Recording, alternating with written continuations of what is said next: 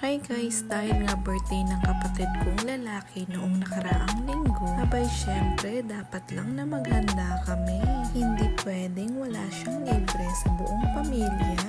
Ganto nga pala kami tuwing may birthday sa amin. At syempre dahil nga birthday, hindi talaga mawawala ang pansit. Naniniwala din ba kayo sa kasabihan na ang pansit daw ay pampahaba ng buhay? Ako naman kasi ay hindi paniwalain sa mga gantong kasabihan. Basta ang importante ay busog kami. Ganon. At for today's video nga pala ay tita ko naman na magluluto. Dito kasi siya magaling sa pagluluto ng pansit. Kaya hayaan ko na siya magluto neto. Papagurin ko pa ba ang sarili ko? Charis. Kung hindi nyo na itatanong at sasabihin ko na rin, alam nyo bang ganito talaga kami tuwing may birthday sa amin? Banding na rin kasi namin ito ng buong pamilya.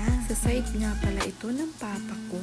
Lahat ng mga kapatid niyang naandito, pati na rin yung mga anak ng kapatid niya. Bale, mga pinsan ko. O diba, akala mo Pasko? Ganito na kasi yung nakasanayan namin. Isa nga rin pala ito sa request na handa ng kapatid ko. Gusto niya daw may pansit sa birthday niya. At madami pang iba. Buti na lang talaga ay naandito ang tita ko, pati na rin ang mga pinsan ko nakatulong ko sa pagluluto. Dahil kung hindi ay tsak pagod na naman ang katawang lupa ko neto. Alam niyo ba kung papipiliin ako kung pansit o spaghetti? Siyempre mas gusto ko ang spaghetti. Feeling ko kasi yung ibang nakaka-appreciate ng pansit ay yung nagkakaedad na. Ganun kasi dito sa amin. Mas na-appreciate ng mga tito at tita ko yung pagkain ng pansit kaysa sa spaghetti. Pero hindi ko nilalahat ha. Kanya-kanya naman kasi tayo ng trip dito. Mga lagpas 2:00 na nga pala ng hapon namin sinimulan lutuin itong pansit. Dahil nga madali lang naman itong lutuin. Dahil nga 4:00 pa naman ang handaan dito sa amin. At dahil nga kami-kami lang naman.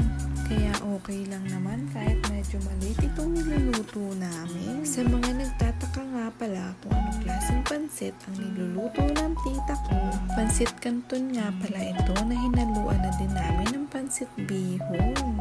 Dahil nga hindi naman na nagsabi ang kapatid ko kung ano bang klase ng pansit ang gusto niyang ipaluto. Kaya ako na lang ang nagdesisyon.